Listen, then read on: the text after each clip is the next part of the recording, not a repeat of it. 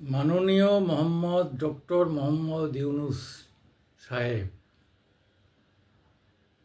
আমাদের সেভেন সিস্টারের উপর আপনার যে ভয়ঙ্কর দৃষ্টি পড়েছে না, কি বলবো, ওটা শকুনের দৃষ্টি না সেন দৃষ্টি না পেয়ারের দৃষ্টি, বুঝতেই উঠতে পারছি না। এইটা নিয়ে যখনই আপনি কথা বলছেন তখন সম্পর্কটা তো খারাপ হচ্ছেই, কিন্তু সবথেকে ক্ষতি হচ্ছে বাংলাদেশের যে মানুষরা বুঝছে তারা কিছু করতে পারছে না। কারণ হচ্ছে যে আপনার সেনাবাহিনী, পুলিশ আর মব, ছাত্রদের মব, এই দিয়ে আপনি সমস্ত বিরোধী কণ্ঠকে চেপে রেখেছেন, মিডিয়াকে পুরো অফ করে দিয়েছেন। কোনো মিডিয়া যারা চপ্পর চপ্পর করত স্বাধীন হাসিনার বিরুদ্ধে, তারা এখন যে কী অবস্থায় পড়েছে, তাদের বিরোধিতা করা তো দূরের কথা, তারা মুখ খুলতেই পারছে না। তারা কি করছে, ইউটিউবে দেখাচ্ছে যে ভারত থেকে যারা বলছে, এই যে আমরা যারা বলছি ভারত থেকে, তারা এই আমাদের এইটাকে নিয়ে পাশে ঢুকিয়ে দিয়ে দেখাচ্ছে। মহিউদ্দিনের মতো লোক, এরা উচ্চ শিক্ষিত, মানে উচ্চ জ্ঞান সম্পর্ক মানুষ, মানে সেই মানুষটার মুখ বন্ধ হয়ে গেছে, যে প্রতিদিন মানে কিভাবে যে চিবিয়ে চিবিয়ে মানে মানে পারলে হাসিনাকেই চিবিয়ে ফেলে, মানে খেয়ে ফেলে, এরকম একটা এত চিবিয়ে চিবিয়ে কথা বলতেন ভদ্রলোক। তার চিবানো টিবানো পুরো বন্ধ, মুখ পুরো বন্ধ, একদম চুপ, কিচ্ছু করার নেই। তারা কী করছে, আমাদের ইউটিউবদের বলা ইউটিউবগুলো নিয়ে চালাচ্ছে, উপায় নেই। তাদের যোগ্যতা আমাদের থেকে কম নেই, অনেকের যোগ্যতা যথেষ্ট এবং খুবই। আমরা অনেক সময় বাংলাদেশের ইউটিউব থেকে শিখতাম, তারা যেভাবে সমালোচনা করতে পারত সরকারের, হাসিনা সরকারের আমলের কথা বলছি, যত মানে বলতে পারতো, আমরা মনে করতাম যে সত্যি আমাদেরই অনেক সময় লজ্জা লাগতো যে আমরা এত কঠোরভাবে আমাদের সরকারের সমালোচনা করতে পারি না। সেই মানুষগুলোর মুখ চূর্ণ হয়ে গেছে। তারা যে একমাত্র যারা দেশের বাইরে কোথাও গিয়ে আশ্রয় নিতে পেরেছে, কেউ ত্রিপুরায়, কেউ আমেরিকায়, নিউ ইয়র্কে, কেউ অন্য মানে অন্য ইউরোপিয়ান কান্ট্রিতে, কারণ মুসলিম কান্ট্রিতে গিয়ে তো আর সাপোর্ট পাওয়া যাবে না। এই সমস্ত ইউরোপিয়ান কান্ট্রিতে তারা বিভিন্ন জায়গায় ঢুকে গিয়ে আশ্রয় নিয়েছেন। মানে অনেকেই মানে অর্থবান এবং সঙ্গতি আছে তাদের, গিয়ে তারা একমাত্র সমালোচনা করতে পারছে, আর কেউ সমালোচনা করতে পারছে না, সাহসী নেই।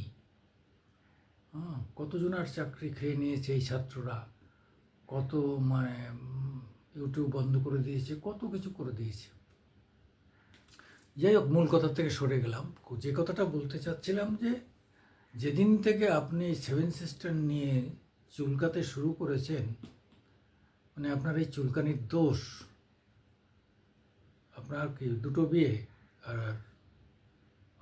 বান্ধবীর সংখ্যা তো অসংখ্য। আমি আগে তো বলতাম যে সুদ খাওয়া মুসলিমদের মধ্যে জঘন্যতম অপরাধ, এমন খারাপ কথা বলা মানে সেটা আমরা মুখে আনতে পারি না, তার সমান অপরাধ। অথচ সেই লোকটা এই একটা মুসলিম কান্ট্রি, ইসলামিক কান্ট্রি চালাচ্ছে, যারা ধর্মনিরপেক্ষতা বাদ দিয়ে ইসলামিক হতে চাইছে পুরোপুরি। তা ইসলামপন্থীরা কি করে এই লোকটাকে মেনে নিচ্ছে? সবাই মানছেন না, অনেকে সরাসরি মাহফিল করেও বলছেন, কিন্তু যারা তাকে সমর্থন করছে তারা কি করে জামাতের লোক সমর্থন করছে, যারা কট্টর ইসলাম ধর্ম অনুকরণ করে, অনুসরণ করে চলেন, নিজেদের জীবনেও তাই। তারা কি করে এই লোকটাকে বরদাস্ত করছে।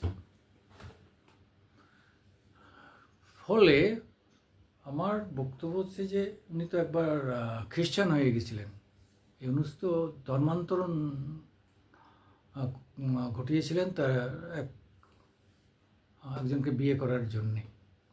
তা এই যার চরিত্র মানে কোনো দিকেই ভালো নয়, সেই লোকটার উপর এত ভরসা করে সেখানে সেনাবাহিনী থেকে আরম্ভ করে সবাই যে যাই বলুক না কেন, ওয়াকার আওয়ামী লীগের লোকটোকে এসব যারা বলছে তারা ভুল বলছেন। ওয়াকারই হচ্ছে আসল লোক, ওয়াকারের জন্যেই আজকে বাংলাদেশের এই দুরবস্থা।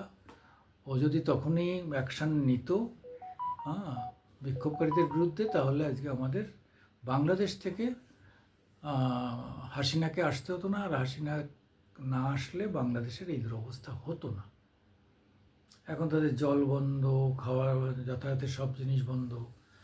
আমরা তো স্থলপথে ওদের আমরা সমস্ত এন্ট্রি বন্ধ করে দিয়েছিলাম, যাকে বলে মানে উইথড্র করে নেওয়া, মানে কোনো করিডোর দিয়ে ওদের মালপত্র যেতে পারতো না। কী বলে সে আর কি, কোনো মালের যাতায়াত আমাদের মধ্য দিয়ে মানে আমাদের এই রাজ্যে আসতে পারতো না। নেপাল, ভুটানে যাওয়ার জন্য অ্যালাউ করা হয়েছিল, কিন্তু এখানে বিক্রি করার জন্য কোনো মাল আনতে পারবে না। তাতে ব্যবসাটা ঝাড় খেলো। এতকাল ওই বাণিজ্য রাস্তা কোনো ছিল না, তারা আকাশে টাকাশে মানে এরোপ্লেনের মাধ্যমে আর আসতো, সেটাও বন্ধ হয়ে গেল, কারণ আমাদের এয়ার স্পেস আর ব্যবহার করতে দিচ্ছিলাম না। এখন ঘোজাডাঙ্গা এই সময় দিয়ে অনেক কিছু যাতায়াত করছিল, তাদেরও বলে দেওয়া হয়েছে কিচ্ছু ঢুকবে না ওদের। হ্যাঁ, খাবারের জিনিসপত্র ছাড়া মাছ, খাবার, তেল, মানে না খেলে মানে খাদ্য সামগ্রীর জন্য যা অপরিহার্য সেই সমস্ত নিত্য প্রয়োজনীয় জিনিসের কিছু ক্ষেত্রে ছাড় দেওয়া হয়েছে। হেলেঞ্চা বর্ডার, বেনাপোল বর্ডার, ওদিকে হিলি বর্ডার, চ্যাংরাবান্ধা, এইসব বর্ডারকে বলে দেওয়া হয়েছে যে ওদের বাণিজ্য পুরো বন্ধ করে দেওয়ার রকম, মানে যত রকম লাইন আছে সব করে দাও। এই গত পরশুদিন না গতকাল হবে, ডক্টর ইউনূস, ডক্টর মোহাম্মদ না বললে হবে না, ডক্টর মোহাম্মদ ইউনূস আবার বলেছেন যে এই সেভেন সিস্টারের সঙ্গে আমাদের খুব উন্নত দারুণ ব্যবসা হবে। মানে বারবার এটা বোঝাতে চাই যে সেভেন সিস্টার দিয়ে আমরা তোমাদের উত্তপ্ত করব, তোমাদের জ্বালাবো। আগে এইসব জায়গায় যে সমস্ত উগ্রপন্থীরা ছিল, যারা তারা এখানে কিছু লোককে মেরে দিয়ে বা একটা বোম চার্জ করে বাংলাদেশে গিয়ে লুকাতো। হাসিনা আসার পরে আর লুকাতে পারে না, ও পারে। আর সে আসাম থেকে হোক আর বা এখান সে অনুপ চেটিয়া থেকে আরম্ভ করে কেউ আর ঢুকতে পারেনি হাসিনার আমলে। এইবার ওরা বলতে চাইছে যে এইবার ওখান থেকে যারাই আসবে এই সমস্ত সবাইকে আমরা আশ্রয় দেবো এবং তাদের মাধ্যমে ডিস্টার্ব করবো, এটা ওরা বলতে চায়। আর কিছু কিছু চামচে দেখছি আর অল্প বয়সী ছেলেপেলে আমরা সেভেন সিস্টার দেখে নেবো, এমন ভাব দেখছি যে সেভেন সিস্টারকে আমরা দখল করে নেব আর ভারত হা করে তাকিয়ে থাকবে, ভারত একদম তখন হাত চুল করে এসে আমাদের পায়ে পড়বে।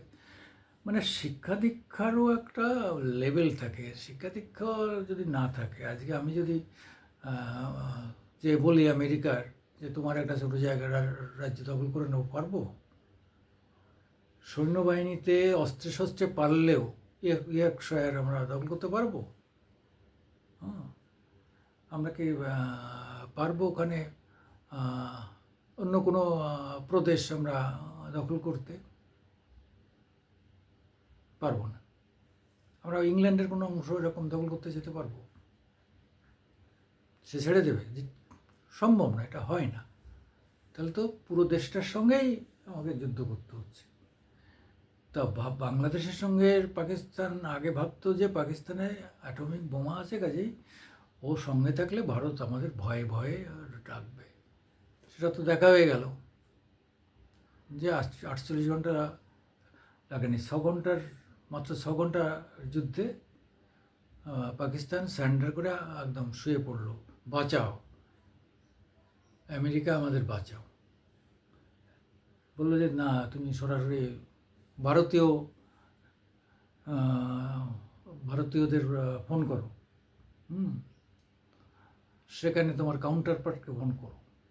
তা এখন প্রধানমন্ত্রী তো আর নওয়াজ শরীফের ফোন ধরবে না, ডিজিএমও আছেন আমাদের, যারা সেনাবাহিনীর টপমোস্ট অফিসার, তাদের সঙ্গে ফোন করো।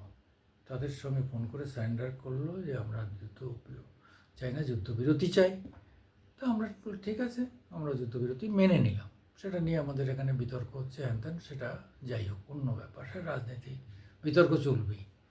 আমরা তো কখনোই পাকিস্তানকে দখল করার জন্য যুদ্ধ করিনি, যে আমরা জিতে গিয়েছিলাম বলে পুরো অঞ্চলগুলো দখল করে নিতাম, তা তো আমরা পারতাম না। হ্যাঁ, একটা জিনিস হচ্ছে যে আরও কিছুটা থেকে আমরা কিছু বার্গেনিং করতে পারতাম। 1 নম্বর হচ্ছে পিওকে। এই বার্গেনিংটা কেন করা হলো না, এটা নিয়ে দুটো মত আছে। একটা মত হচ্ছে যে এটা আমাদের মার্কিনীদের চাপে পড়ে আমরা করেছে। আর একটা মত বলছে যে এইবার তো ওরা যখনই আমাদের সঙ্গে শান্তির বৈঠক করবে তখনই আমরা এটা ধরে নেব যে এটা দাও। যেমন 93,000 সেনা তাকে যখন সারেন্ডার করা হলো, আমরা অনেক কিছু চাইতে পারতাম, তখনই পিওকেটা চেয়ে নিতে পারতাম, ওরা দিতে বাধ্য হতো। তার মানে 1 লক্ষ সৈন্য, ভাবা যায়।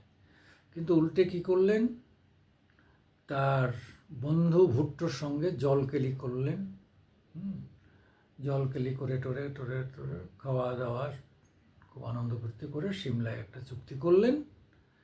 মানে ভুট্টো পরিষ্কার ওকে সারেন্ডার করে বললো যে তুমি আমাকে যদি এদের না ছেড়ে দাও নিঃশর্তে, তাহলে আমি ওখানে ঢুকতে পারবো না, আমাকে মেরে দেবে। যদি হোক ও মানে এদের ছাড়িয়ে নিয়ে গিয়েও বাঁচতে পারেনি। ভুট্টাকে অ্যারেস্ট করে ঢুকিয়ে দিল, শেষকালে তার ফাঁসি হলো। যদিও যুদ্ধের জন্যে না, কোন একটা কৃষককে তাকে মেরেছে, এই মৃত্যুর জন্য তাকে মৃত্যুদণ্ড দেওয়া হলো। সে তো একটা লেন্দি প্রসেস। আমরা প্রত্যেক দিনই দেখতাম, বেনজির ভুট্টো দেখা করতে যেত, কোনো দিন দেখা করতে দিত, কোনো দিন দিত না, খেতে দিত না। মানে কী বিভৎসভাবে যে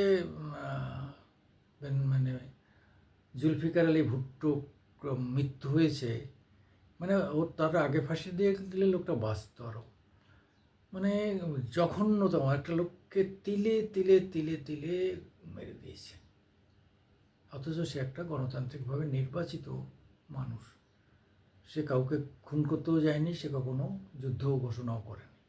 সেই লোকটাকে জঘন্যভাবে মেরেছিল এই পাকিস্তানিরা। আর আমাদের পশ্চিম মানে বাংলাদেশের 30 লক্ষ লোককে মেরেছিল। প্রথমে তো আক্রমণ করেছিল মুসলিমরাই, প্রথমে বেশি মুসলিম ব্রেন যারা, শিক্ষিত মানুষ যারা, ঢাকা ইউনিভার্সিটি, রাজশাহী ইউনিভার্সিটি, বিভিন্ন ইউনিভার্সিটির বহু প্রফেসরকে মেরে ফেলে দেওয়া হলো। চিন্তাবিদদের মারা হলো, অর্থনীতিবিদদের মারা হলো। তখন তুলে এনে হিন্দু মুসলিম সব ধরনের স্কুল কলেজের মেয়েদের তুলে এনে 2 লক্ষ মেয়েকে রাখা হলো, এবং তাদের সঙ্গে রোজ সহবাস করতে হতো। ইয়েজিদিদের সঙ্গে ইরাকের সৈন্যবাহিনী যে ব্যবহার করেছে, ইয়েজিদিদের সঙ্গে, আপনারা জানেন যে ইরাক কুয়েতের সংঘর্ষের সময় ইয়েজিদি মেয়েদের সঙ্গে যে ধরনের ব্যবহার করেছে, সেই একই ব্যবহার এখানে করেছে, তার থেকে জঘন্য ব্যবহার।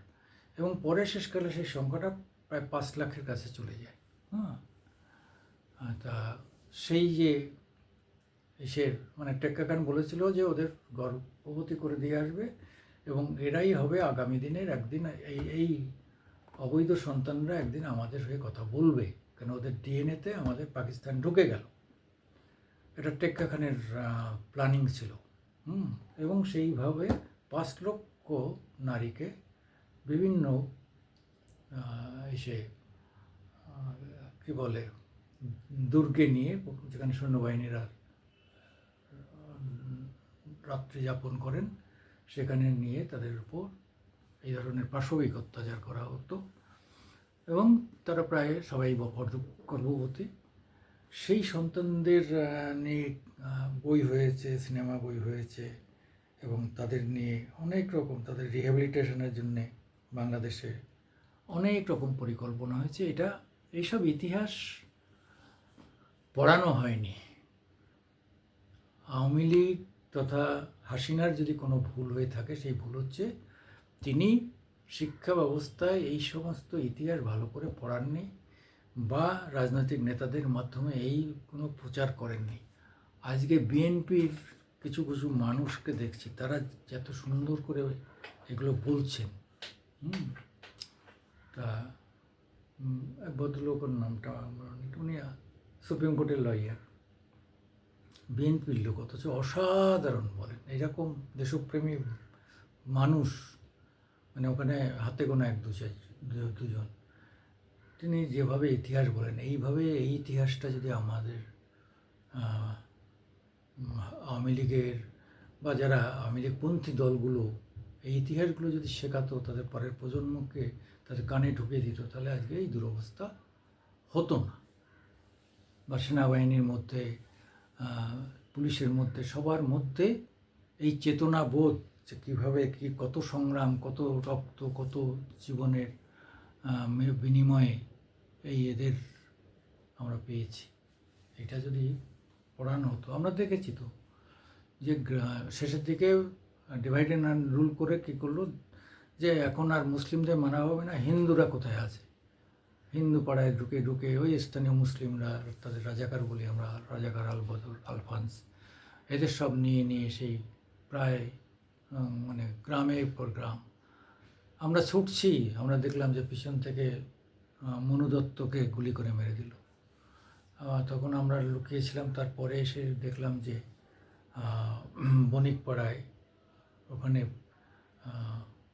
14-15 জনকে গুলি করা হয়েছে। মানে এক লাইনে দাঁড় করে তাদের মহিলাদের বাড়ি পাঠিয়ে দিয়ে এক লাইনে ব্রাশ ফায়ার করে ওখানে ফেলে দিয়েছে, ডেড বডিগুলো ফেলে দিয়ে তারা আবার গাড়ি করে চলে গেছে।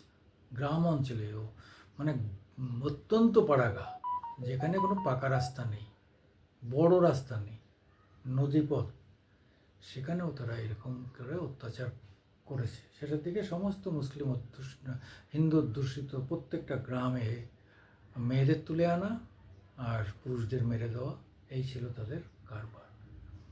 তো ইউনূস কি সেই কারবার আবার ফিরিয়ে আনতে চাইছেন? এবার তো হিন্দু খুব বেশি নেই, এবার তো মুসলিম মেয়েরা হবে, মুসলিম মেয়েদের উপর অত্যাচার বেশি হবে, মুসলিম লোকেরা বেশি মারা যাবে। হ্যাঁ, তা সেটাকে আওয়ামী লীগ করলে কি সে আর মুসলমান নয়? আওয়ামী লীগ করলে সেই মুসলমান মরে গেলে কোনো বাকি মুসলমানরা কষ্ট পাবেন না? আওয়ামী লীগের কোনো মেয়ে ইজ্জত গেলে মুসলিমরা কষ্ট পাবেন না? হয় সেই জায়গায় পৌঁছে যাওয়ার, মানে সেই বুদ্ধিটা দেওয়ার চেষ্টা করছে। লোকটা তো দেশ বিদেশে ঘুরেছে, তার মধ্যে এত সাম্প্রদায়িকতা কী করে ঢুকলো? এটা তো মানে ঠিক জিন্নার বিকল্প। তাও তো জিন্না, হ্যাঁ জিন্নার বিকল্প আমি দেখছি এখানে। জিন্নাও ওরকম একটা শিক্ষিত, উচ্চশিক্ষিত মানুষ, যে কোনো দিন দাড়ি রাখেনি, সুন্নতের দাড়ি তার বংশে কেউ রাখেনি, হিন্দু পরিবার থেকে তার জন্ম, সে এই দ্বিজাতি তত্ত্ব ভিত্তি করে সে দুটো দেশ দ্বিখণ্ডিত করে দিল, ভারতবর্ষকে দ্বিখণ্ডিত কোনো 3 ভাগ করে দিল, পূর্ব পাকিস্তান, পশ্চিম পাকিস্তান, ভারতবর্ষ। তো এবার ভাবুন যে এরা কত বড় নির্বোধ, এবং এরা মানে ইচ্ছাকৃতভাবে এই স্বাধীনতাটাকে কী করেছে। আচ্ছা, আমাকে পাকিস্তান দাও, তাহলে আমাকে পূর্ব পাকিস্তান দেবে কেন?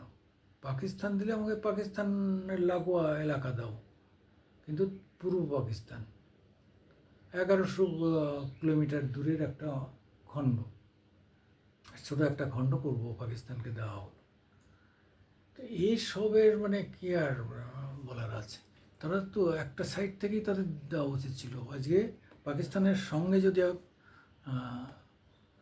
এতটা জায়গা পেত, ভারতের মধ্য থেকে হোক, এতটা জায়গা যদি পাকিস্তান পেত, তাহলে এক ভাষাভাষী এবং তাদের আয় উন্নতি সমস্ত দিক থেকে কিন্তু পাকিস্তান একটা রাষ্ট্র হিসাবে বড় রাষ্ট্র হতো।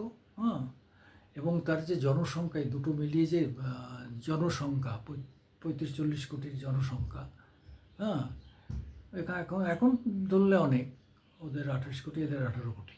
হ্যাঁ, তা এই যে প্রায় 56 কোটি লোক, এরা সব একটা সঙ্গে থাকলে তাহলে আগামী দিনে কেন সবসময়ই পাকিস্তান মুসলিম বিশ্বের প্রধান হতো, ইন্দোনেশিয়ার থেকেও বড় হতো পাকিস্তান।